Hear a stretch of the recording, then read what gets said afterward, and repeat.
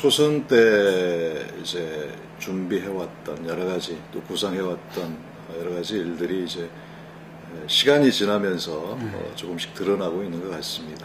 재선이 되고 나면 아무래도 마음의 긴장감이랄까 뭐 이런 게 좀 느슨해지는 그럴 수 있는 상황인데, 그래서 이제 재선 취임 첫날 환경미화원들과 함께 이제 거리 청소를 했었는데, 그거는 뭐 좀 제 마음을 좀 다잡고자 하는 그런 의지도 좀 포함이 되어 있었습니다.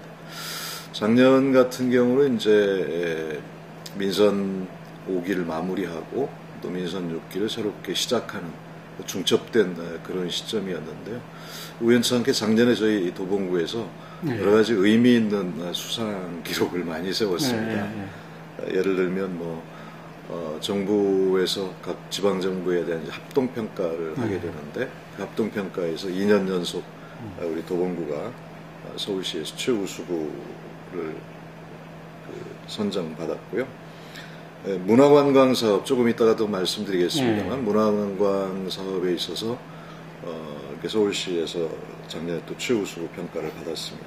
뭐 그 외에도 서울시 환경상 분야에서 우리가 최우수상, 또 뭐 정부 차원의 보건복지부에서 주는 복지행정상에서도 우리가 전국 최우수 수상을 했는데요. 그게 이제 뭐 마침 4년을 마무리하는 시점에서 그런 의미 있는 수상을 하게 된 거는 그동안에 이렇게 쭉 이렇게 준비해왔던 축적된 결과물들이 아닌가 싶어서 매우 저는 의미 있게 생각을 하고 있습니다. 이제 올해 또 새롭게 시작되는 것 중에 이제 두 가지가 있는데, 첫 번째는 이제 교육 분야에서 서울시 교육청과 혁신지구로 또 서울시와 함께하는 혁신교육지구로 우리가 지정이 돼서 지금 사업을 새롭게 시작을 하고 있고요. 또 이제 박원순 시장께서 그 복지행정의 패턴을 좀 전환해보자라고 해서 시작하고 있는 게 동기능을 전환해서 찾아가는 동주민센터 사업을 우리 구가 시범구로 지정이 돼서 하고 있습니다. 이거 역시도 이제 행정의 내용적 변화를 가져오기 위한 매우 의미 있는 사업이고, 또 시범적으로 시작하고 있는 그런 사업이어서 앞으로도 많은 뭐 관심 또 노력을 좀 기울여 나가려고 생각을 하고 있습니다. 네, 이제 매니페스토 우수 사례 경진대회는 한 5가지 분야가 있습니다. 저희가 수상한 것은 이제 도시 재생 분야인데요. 그 도시를 지금까지는 뭐 발전한다라고 할 때는 뭔가를 싹 없애고 새롭게 만드는 거를 이제 일반적인 개발이라고 하지 않습니까? 지금은 이제 기존에 있는 도시의 모양, 그 도시에 살고 있는 사람을 존중하면서 그분들의 삶을 개선하는 이런 방향의 도시 재생이 지금 중요한 방향으로 가고 있는데, 저희가 두 군데 사례를 이제 발표를 했습니다. 첫 번째는 이제 도봉동의 새동네라고 하는 도봉산 입구에 있는 마을이고요. 두 번째로는 이제 쌍문 일동에 있는 꽃동네라고 하는 주 서민들 많이 사는 동네입니다. 그래서 마을을 그 주민과 함께 어떻게 개선할 것인가의 마을 계획을 세우고 거기에 따른 여러 가지 시설 개선과 또 이 주민이 함께 모일 수 있는 커뮤니티 공간을 마련하는 것, 뭐 등등의 여러 가지 개선 사례가 있었는데요. 이번에 이제 그 2가지 사례를 도시재생 사례로 제출했었고요. 2가지 사례 역시 도봉동의 이제 재생 사례는 국토교통부에서 최우수 사례로 선정을 받은 바 있고, 또 그 쌍문 일동의 이 꽃동네의 경우는 서울시 환경상을 받은 그런 케이스이기도 합니다. 우선 이 사업은 이제 그 창동과 상계, 그러니까 도봉구와 노원구에 걸쳐 있는 매우 넓은 지역의 이 발전 계획입니다. 그래서 이 창동 상계 지역이 서울시의 2030 도시계획 기본계획이라고 하는 도시계획상의 최상위 계획에 포함되어 있고 또 광역 중심지라고 하는 개념으로 격상돼서 추진되는 그런 도시계획에 따라서 추진되고 있는 사업인데요. 저희로서는 이제 서울시와 오랜 이제 논의 끝에 문화 중심의 이 발전, 이거를 그 기본 방향으로 삼아서 창동 지역의 이 발전 계획을 지금 세우고 있습니다. 대표적으로 이제 아레나 공연장인데요. 뭐 언론에도 많이 나왔습니다만, 그 2만석 규모의 그 대중문화 공연 전문 공연장이 대중문화 전문 공연장 이렇게 이제 우리가 부르고 있는데, 그것만 떨렁 하나 있는 것이 아니고요. 연관되어 있는 각종 문화 산업들이 함께 조성될 수 있도록 하는 그런 계획을 가지고 있고, 이것은 이제 지금 서울시 사업으로 추진을 하다가 최근에는 이제 국토교통부에서 전국적으로 이제 도시재생과 관련된 어떤 그 대상지를 선정해서 지원하겠다라는 그런 계획을 가지고 있어서 올해 지금 그 국토교통부의 사업으로 선정받기 위해서 그동안 준비를 해왔었고, 또 지금은 거의 이제 선정이 마무리 단계에 와 있는 것으로 8월 정도는 발표되지 않을까 이렇게 기대를 하고 있습니다. 그러면 이제 서울시 사업이기도 하지만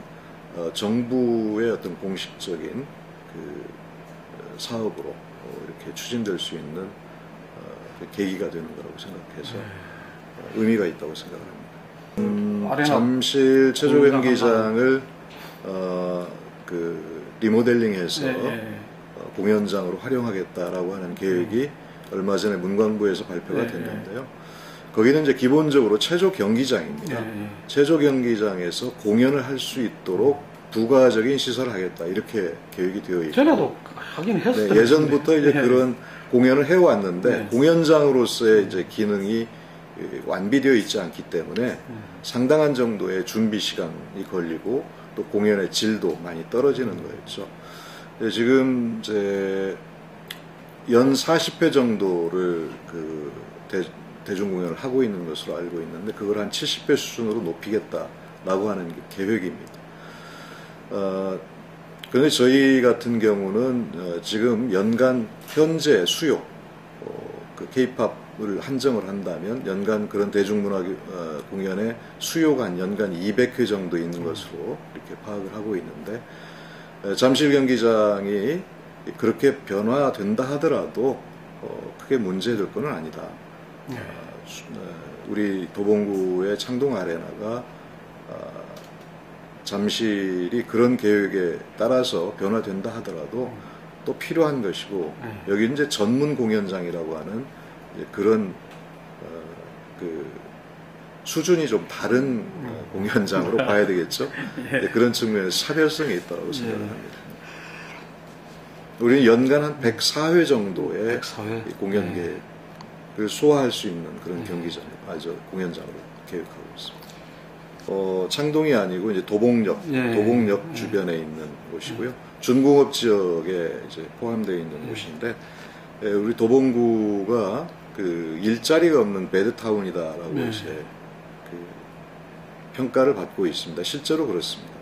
서울시의 고용률의 3분의 1 정도, 평균 고용률의 3분의 1 정도밖에 되지 않기 때문에 일자리 측면에서는 정말 많은 어려움이 있다라고 보여지고요. 그런 측면에서 이 지식산업센터가 완공이 된다면 이게 한 지하 2층, 지상 13층 정도의 상당히 규모 있는 그 센터가 되는데, 저희가 그 파악하고 있는 바로는 약 300개 정도의 기업, 그리고 그에 따른 한 3,000명 정도 이상의 일자리가 창출될 것으로 이렇게 기대하고 있습니다. 주로는 이제 디지털 쪽을 생각을 하고 있습니다만, 아직은 착공 단계이기 때문에 그 부분은 조금 더 검토를 해야 될 것 같습니다. 일단은 이제 서울시와 그 서울시 교육청 그리고 도봉구가 각각 재원 부담을 해서 약 연간 20억 정도의 새로운 교육 투자를 하는 것입니다.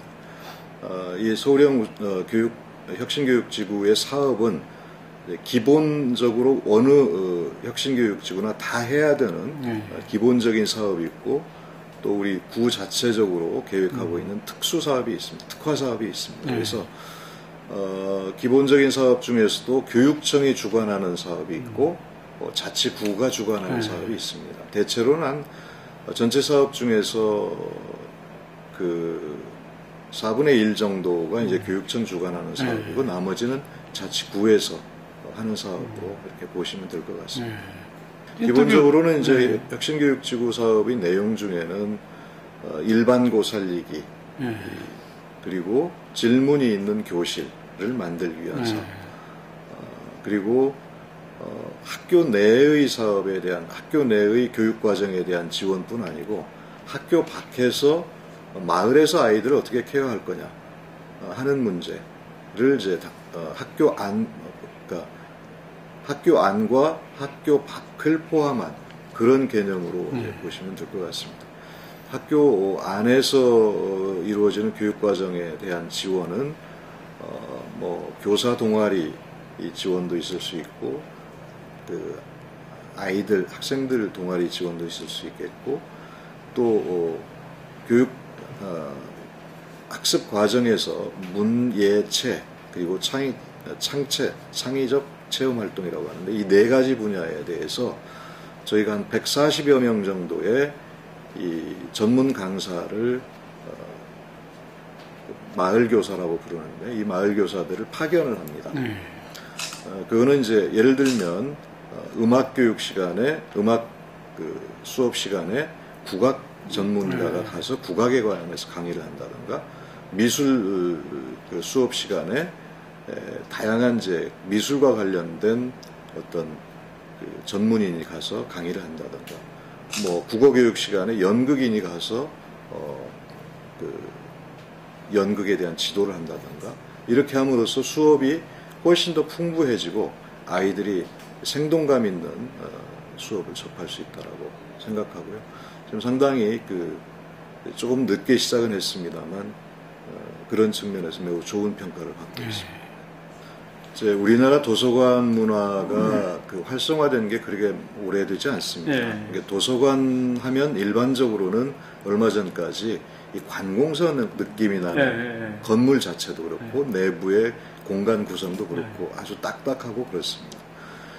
이 기적의 도서관은 어린이 전문 도서관입니다. 그래서 어린이들의 눈높이에 맞게 설계하고 도서관의 엄숙한 분위기가 아니라 매우 자연스럽고 그 뭐랄까요, 책과 아주 가깝게 그 느낄 수 있도록 하는 그런 환경을 조성하는 게 첫 번째입니다. 그 신발을 벗고 들어가는 게 아니라, 그러니까 신발을 신고 들어가는 게 아니라 아예 바닥에 온도를 깔아서 누워서도 볼 수 있고 앉아서도 볼 수 있는 그런 신발을 벗고 들어가는 그런 도서관이고요. 놀이 공간을 개방하는 그런 개념이에요. 그렇죠. 뭐 책도 볼 뿐 아니라 아주 자연스러운 편한 자세로 볼 수 있는 그런 측면에서 보면 아이들의 자유분방함을 그대로 반영한 그런 도서관이라고 봐야 되고요. 구성 자체도 민관 협력을 통해서 만들어진 겁니다. 민간에서 설계비를 대고 그 공공에서 건축비를 대는 이런 방식으로 이루어졌고요. 이제 기적의 도서관은 운영 자체도 엄격한 그 운영 그 매뉴얼이 있습니다. 그래서 책 읽는 사회문화재단이라고 하는 그 재단에서 정해놓은 그 매뉴얼대로 운영을 해야 됩니다. 그렇지 않았을 경우에는 기적의 도서관이라는 명칭을 사용할 수가 없습니다. 그 재단에서 주는 그렇습니다. 명칭이라고 봐야겠네요. 네. 그래서 기적의 도서관은 우리나라의 도서관 문화를 획기적으로 바꿨다라고 할 만큼 그 프로그램이나 이 공간의 구성이나 이런 측면에서 매우 독특한 그 문화를 가지고 있는 도서관이라고 이렇게 봐야 될 것 같습니다.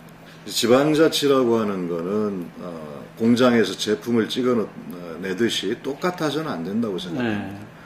그 지역이 갖고 있는 독특함, 그리고 특징 이런 것들을 잘 반영해서 그 도시의 이 문화 정체성이 있어야 된다고 생각을 합니다. 그런 측면에서 우리 도봉구가 가지고 있는 이 문화 자원이 어떤 것인가라고 하는 게 매우 중요하다고 생각을 해왔고, 그것을 이제 찾아보기 시작을 했었던 거고요. 그 과정에서 매우 훌륭한 문화 자산이 있구나 하는 것을 느끼게 됐습니다. 둘리 같은 경우는 이제 만화적 소재이긴 합니다만, 둘리 탄생 배경이 도봉구 쌍문동이라는 점, 그거는 매우 훌륭한 우리 문화 자산이다. 무형의 문화 자산이다. 그리고 역사를 매우 가치 있게 살았던 근현대사의 인물들이 우리 도봉구에 상당히 많이 살고 계셨습니다. 뭐 독립운동을 했던 그 당시 분들이 창동의 세 마리 사자라고 불리웠던 이 가인 김병로 선생이나 위당 정인보 선생, 또 고화 송진우 선생이 이 창동에 거주를 하셨었고요. 그리고 그 노동자의 벗이라고 불리우는 전태일 열사도 우리 쌍문동에 사셨고, 함석헌 선생도 쌍문동 현재 기념관으로 건립되고 있는 이 쌍문동 자택에서 거주를 하시다 돌아가셨고요. 그 김수영 시인 같은 경우도 도봉구에 본가가 있었고요. 묘소도 우리 도봉구에 있습니다.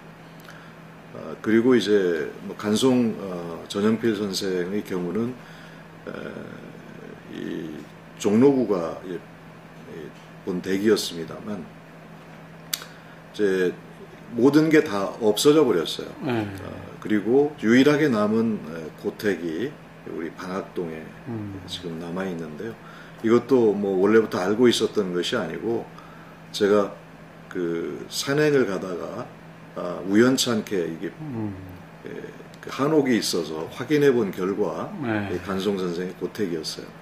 너무나 이 놀라운 일이었고 또 부끄러운 일이었어요. 그래서 곧바로 이제 문화재청에 이제 문화재 등록을 했었고, 그래서 보수 비용을 받아서 이제 이 보수를 완료하게 됐는데, 이런 그 훌륭한 문화 자산들을 우리 도봉구 주민들이 그동안 잘 모르고 지냈다라는 게 너무 그 안타까운 일이었고, 이것을 어떻게든 드러내서 주민들의 자산으로, 또 아이들에게는 이 교육적인 그런 공간으로 또 이렇게 활용해야 되겠다라고 해서 한 오래전부터 3, 4년에 걸쳐서 준비를 해왔고요.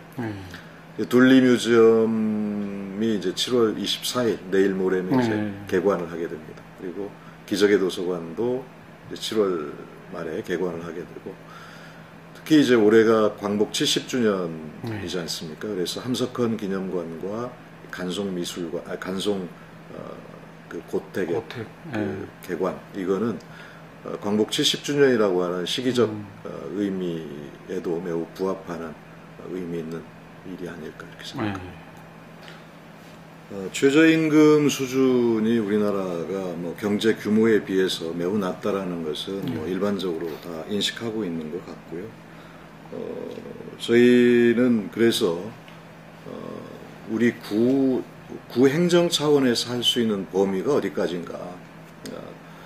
우리가 이제 간접 고용하고 있는 근로자에 대해서는 직접 고용으로 전환을 계속 해 나갈 거고, 또 직접 고용한 근로자에 대해서는 최저임금 수준을 넘어서 생활임금을 보장한다라고 하는 게 이제 기본적인 목표입니다. 그래서 지금 현재 우리 구가 적용하고 있는 생활임금의 수준은 6,850원입니다. 그러니까 현재 정부에서 하고 있는 것보다는 약 800원 정도 이상 시급이 높은 거죠. 근데 이것도 완전하지는 않은 것이죠. 공공에서 그동안에는 공공의 영역에서 채용하고 있는 근로자에 대해서도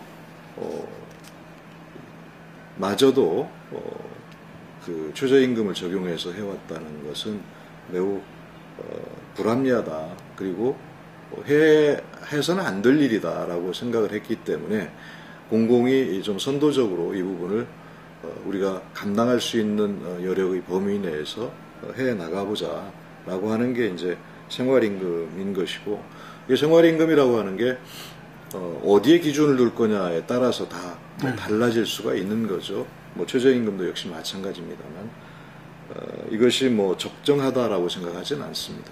더 개선되어 나가야 되겠지만 그러나 이 문제는 지방자치 차원에서 해결하기보다 전 사회적으로 적용돼야 될 문제이기 때문에 정부가 앞장서야 될 문제라고 저는 생각을 합니다. 그리고 그 공공의 영역이 그 선도를 해 나가되 이게 이제 일반 기업까지 적용될 수 있도록 하기 위해서는 아무래도 정부가 그 가이드라인을 높여줘야만이 가능한 일이 아닐까 싶습니다. 네, 이제 우리 이 사회가 그 오랫동안 이제 규모의 경제의 규모를 늘리는데, 즉 성장 일변도의 이 국가 정책을 취해 왔지 않습니까? 그러면서 경제적으로 그 약자 내지는 그 환경의 문제, 또 사회 갈등의 문제, 이런 것들이 경제가 성장하면 할수록 문제가 이제 확산되는 이런 이제 과정을 겪어왔다고 생각을 합니다. 그러니까 우리 사회의 지속 가능성, 성장 일변도의 정책이 지속되면 될수록 다른 한편에서 우리 사회의 지속 가능성은 점점 더 약해지는 이런 이제 문제가 발생했다고 생각을 하고요. 환경의 영역과 경제의 영역과 뭐 사회의 영역 이렇게 이제 나눠볼 수가 있을 텐데요. 처음에는 이제 지속 가능성의 문제가 국제적으로도 뭐 환경의 영역에 매우 제한적으로 제한되어 있었는데, 이게 지속 가능성에 대한 이슈가 확대가 돼서 요즘에는 적용을 하고 있는 것이죠. 저희들이 작년에 이클레이라고 세계 기후환경 지방정부 협의회라고 하는 그 이클레이에 이제 저희들이 가입을 했고, 그래서 지방정부 차원에서 우리 사회 지속 가능성을 행정 영역에서도 높여야 된다라고 하는 차원에서 지속가능 발전 추진반을 구성을 해왔고요. 한 5개 분야의 행정의 영역으로 좀 나눴습니다. 나눠서 이것을 행정 내부에서만 그 추진을 하는 것이 아니라 민간과 협력해서 지속 가능성을 높이기 위한 이 사업들을 추진해 나가기 위해서 지속가능 발전위원회를 구성을 했던 것이죠. 그래서 아직은 이제 7월 달부터 그 모집을 시작하고 있기 때문에 아직은 규모나 이런 건 아직 좀 더 두고 봐야 될 것 같습니다. 그래서 기본적으로 우리 사회 문제를 우리 사회의 지속 가능성 문제를 행정과 민간이 협력해서 풀어나가보자 하는 정책의 입안 단계에서부터 실행하는 과정까지 민간이 협력해서 해보자, 이런 차원입니다. 그동안에 이제 민선 5기 동안에 우리가 이제 착한 변화라는 것을 모토로 해서 행정 내부의 변화와 또 이 주민과의 관계, 그러니까 일방적이고 권위적인 행정의 변화, 주민 참여, 이런 것들을 지속해 왔는데 나름의 성과가 있었다고 생각합니다. 이제 앞으로는 그걸 기반으로 해서 사람 중심의 따뜻한 성장, 이거를 민선 6기에 이제 이루어내야 되겠다라고 하는 목표를 가지고 지금 해 나가고 있는데, 조금씩 그 성과가 보이고 있다고 생각합니다. 견방의 도시, 그리고 도봉산 이외에 특별히 찾아볼 게 없는 그런 도시로서, 또는 일자리가 없는 베드타운, 여러 가지 이제 도봉구에 낙후된 이미지만 부각이 되어 왔었는데, 이제는 도봉구에 가면 뭐가 있다라고 이야기 될 만한 그런 도시로서 그 이미지 변화, 또 활력 있는 그런 도시, 문화 도시로서의 이미지, 이런 것들을 갖춰나가기 위해서 구체적인 모습을 이제 주민들에게 보여주기 위해서 노력을 해 나가도록 하겠습니다.